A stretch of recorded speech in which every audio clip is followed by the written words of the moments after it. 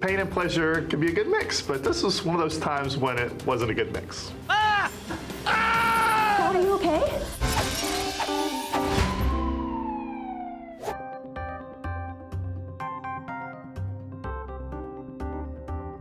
What in the world are you getting me into? No, Jamal has never been to the spa before. I love it, trust me. First time getting a massage? For my husband, yes. I don't gotta get naked, right? What? No, Jamal thought it was a little foo-foo and didn't want to do it. What's wrong with this water? It's cucumber water. We can go get some real drinks. Go back to the motel and have some adult fun. Why you brought me to a spa anyway? Sit down, relax, take a chill pill. You need it, okay? We had a nice, lovely couples massage. All right, sir. Now, if you would just lie down for me.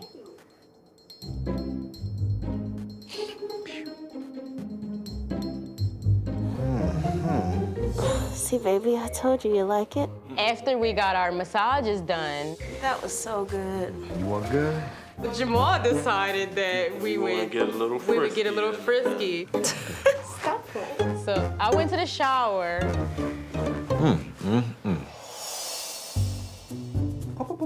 Popcorn up in here, boy. So I'm about to get that. I'm about to do some things in the shower. Yeah. I went to go make my move.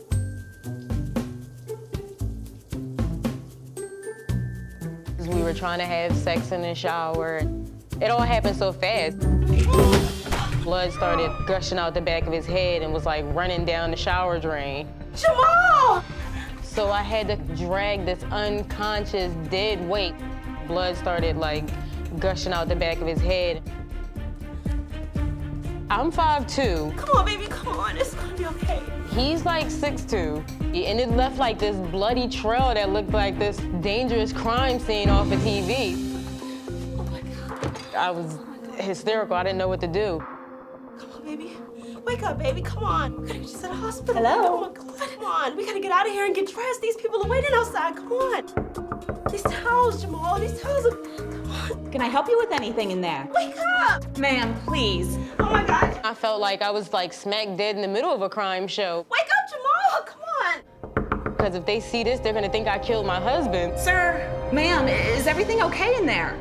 Just a second. I became frantic. I'm taking the towels, these fresh, crisp white towels, and I'm taking these fluffy towels and cleaning up this blood splatter. You know, I was rushing to clean the blood up because it was so much. What's going on? I don't know. They won't come out. Just a second. We're still getting dressed. Did you hear that? Are they like... Now, I'm cleaning the blood up, and I look, and Jamal is passed out again. He's just sitting there, you know, passed out. Jamal, we gotta get out of here. Who are these people gonna think with all these bloody towels? Everything was going through my mind. It just seemed like, you know, I was a guilty party. At any moment, I was gonna see cops coming to come and arrest me. I'm coming in. I was like, can they get a key and get in here? Like, are they gonna bust in on us? I'm gonna go get maintenance. Do you guys have any other clients? Get back to work. But I'm cleaning up the blood and stuff. I don't know what to do with these towels. I don't want the staff to think I stole the towels. So I hide the towels in the cabinet, which probably wasn't a great idea, but at the time, I wasn't really caring. I'm trying to figure out how to get Jamal out of here like this. You got it, baby. Come on, wake up. We're a team. You can put this together. Come on. Everything was going through my mind. And I was like, oh my God, oh my God. I didn't know what to tell your mom. I didn't know what I was gonna tell the kids. Like, he has a hole in his head. Blood is leaking everywhere. Come on, baby. Let's get you to the ER. He's losing blood by the minute, but he wants to drive to the hospital. So I say, give me your keys. Come on.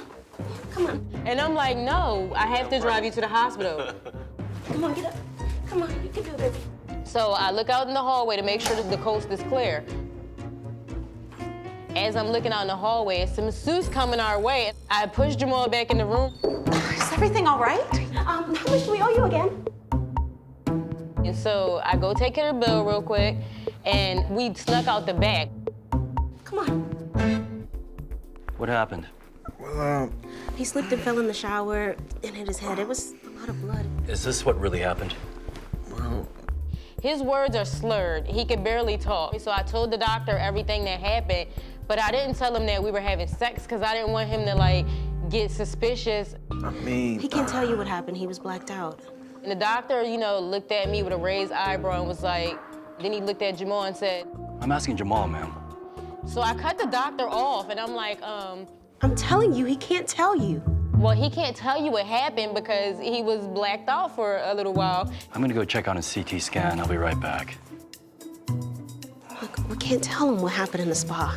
We were this close to getting caught, and we left that big mess in the blood, and we can't tell him. This could be a possible domestic violence situation. I think we should separate them and speak to them individually. Yes, doctor. we watched. Tiffany, Yes. come with me. Why? I don't want to leave my husband. I need to speak with you in private. Come on. Tiffany, where you go, baby? When they separated us, I got worried. I was really scared. I was like, okay, why are they separating us? I was like, what's going on? I just want to see I want to know what's going on. Ma'am, step back. No. People were starting to look at me like, hey, well, maybe she really did this to him. And it seemed so surreal. Okay. Relax. All right. So what really happened? So I said, man, look, Doc, now I can't remember in between, I blacked out. She said I was out for 5 minutes. So do you and your wife get along? What? Yeah, of course. Anyone who comes in who's the victim of a trauma, we always concern ourselves that maybe someone else caused that trauma. We always have to be a little bit wary. 40% of domestic abuse victims are men. The doctor will often let the police know, whether it's own hospital police or the local police, that there might be some foul play going on. Okay. I just want to see. Is it okay if I just look inside? I want to see. Calm down. I didn't want him to think that I tried to kill my husband. So we left out the part that we were trying to have sex. Just give us a few minutes, okay? And I think by me leaving out that detail, it ended up shining more light on me and suspicion because then people were starting to look at me like, hey, well, maybe she really did this to him. Once we get them out of the room, then the doctor will often question the patient to make sure that there isn't any obvious violence from the person who brought them in. If that person isn't able to convince the doctor clearly that the person who brought them in didn't cause them violence, then there's a lot higher concern that something strange might be going on. There was one small detail that my wife left out. So I said, man, look, Doc, trying to get some frisky on, trying to get that, You know what I mean? and I fell. Are you sure? He said, are you sure? I said, what the hell I got to lie to you for? You seen her, right? Ain't she hot? Come on, Doc, she wouldn't hurt a fly. Promise. Okay. Everything that happened was my fault. It wasn't nobody else's fault but mine. He's fine, really. I finally did tell his mom. It's kind of embarrassing because it's like it's his mother. And she just she laughed. She laughed hysterically. Jamal's about to be released soon. We gotta go, okay? We'll be home soon. Okay, bye-bye. I've got the results. The CT scan came back negative. Thank God. It was a hot summer night, and the mosquitoes were biting and being annoying. My hero. So we moved into the greenhouse.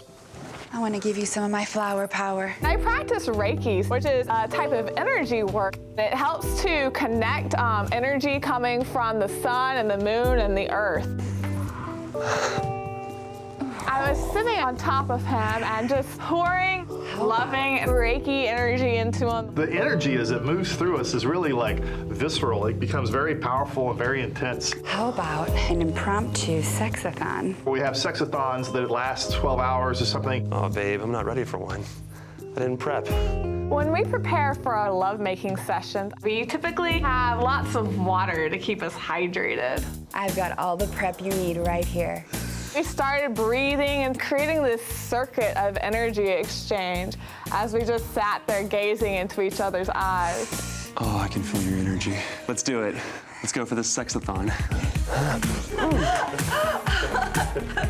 I'm just focused on him and me just being really connected with each other. We're just being creative, using rose petals. It was pretty romantic. We've been practicing for this for many years, so we're actually pretty good at really getting to a kind of orgasmic, energetic state. And at one point, we got a little crazy and Scott knocked some fertilizer into his face. Just kind of brushed stuff in, kept going. I was kind of pushing my limits. I didn't want to stop while Melanie was, so close. Babe, I gotta take a break. Pain and pleasure can be a good mix, but this was one of those times when it wasn't a good mix. Are you okay? I got a cramp. I've been drinking water and so forth, but I'm feeling almost dehydrated. I'll be fine.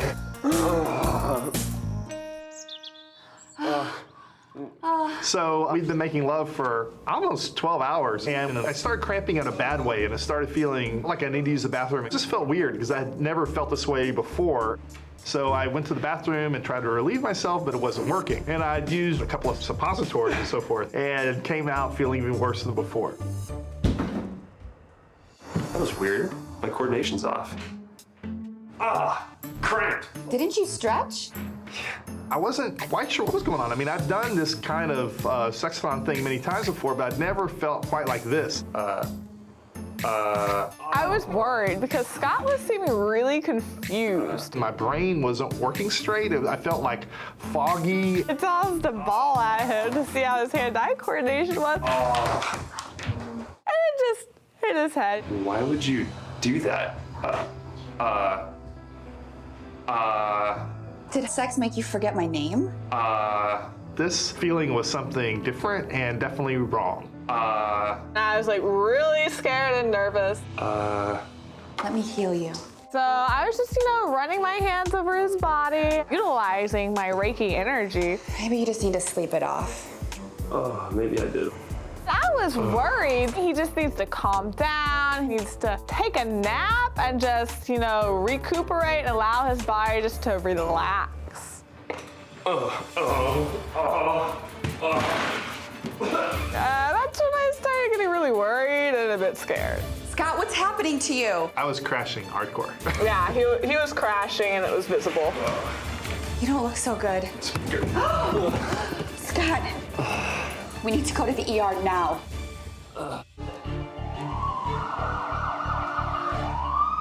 So we got to the ER, and the nurse was taking his vitals. Breathe. I was able to play some nice soothing music to help us get through the nervousness and chaos of the ER area. What do we have here? We were having sex. It was a very long time. It's been a very long time since you had sex. No, we were having sex for a very long time. 12 hours to be exact.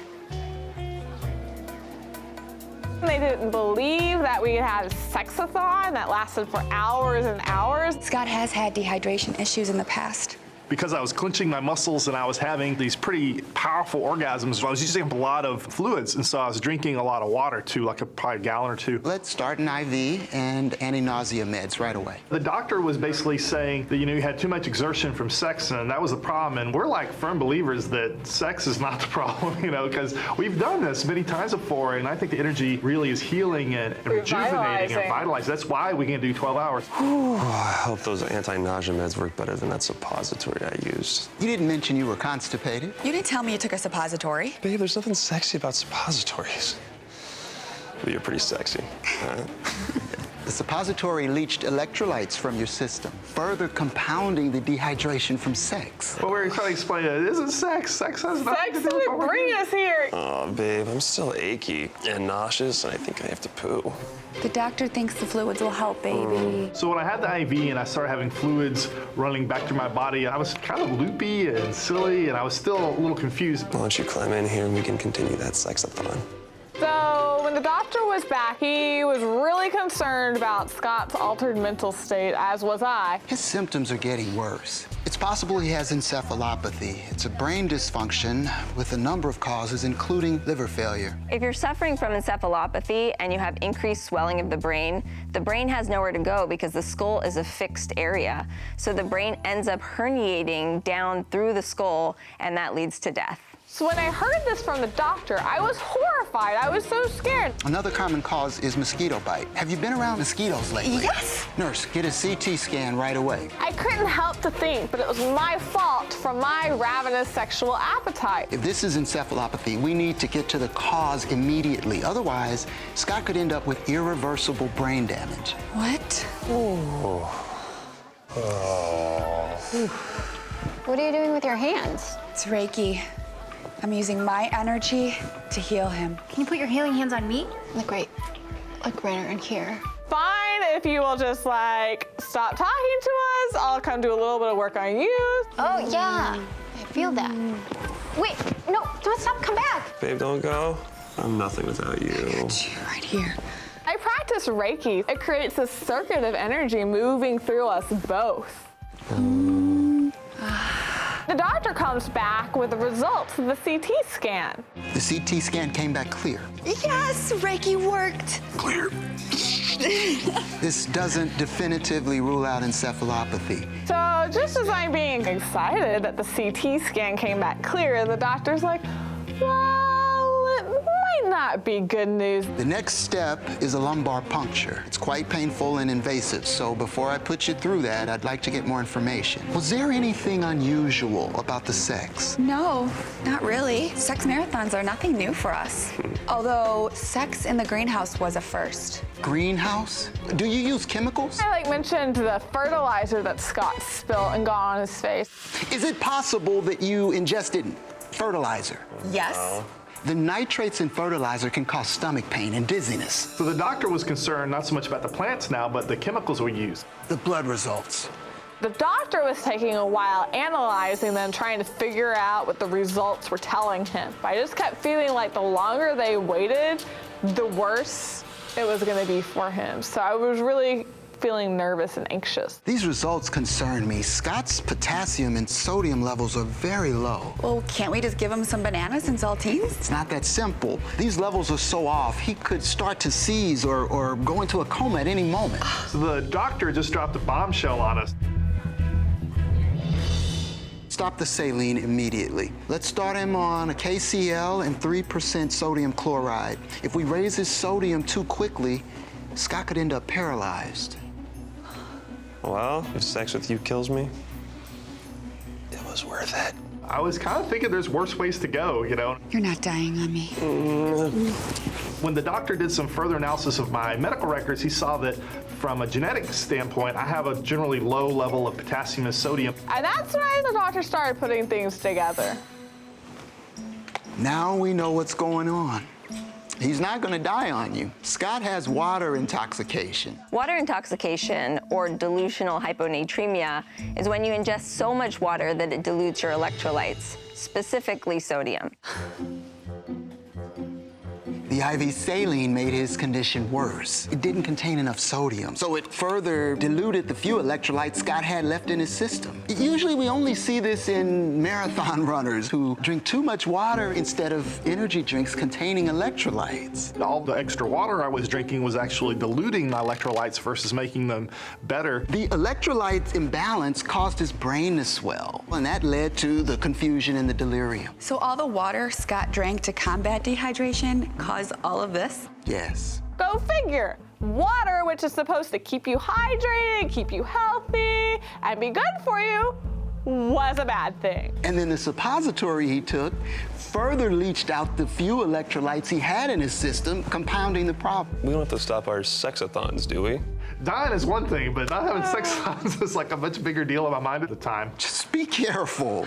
Scott needs to drink electrolyte-laden sports drinks or coconut water, not just water. Lesson learned. So he was admitted to the hospital to raise his electrolyte levels slowly back to normal, and it took 3 days. But I could tell by the time the first bag or two of fluids were in his body, he was already feeling significantly better, and you could see him coming back to life. So, When do you want to schedule our next sexathon? I was back to my old self. Well, we should wait to get out of the hospital at least. We will still be having sex marathons, Striving to go longer and more powerfully. but maybe not in the greenhouse. I did already order 10 cases of coconut water. Ooh.